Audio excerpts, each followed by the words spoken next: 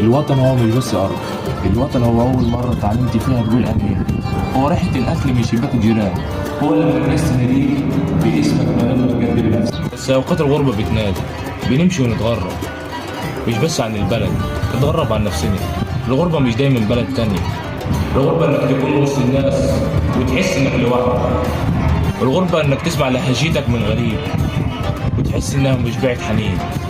كل شيء له عكسه، الدفء بيبان في البرد، الحب بيتعرف لما بيختفي، وساعات تكون الضحكة غاطة الدمعة مستخبية. وفي وسط كل ده بنفهم إن اللي بندور عليه مش مكان، هو إحساس. الوطن لو ما كانش جواك عمرك ما هتلاقيه بره. ارجع لنفسك، يمكن تلاقي الوطن مستنيك هناك. أول غربة بتعلمني إزاي نحب الوطن بس من بعيد.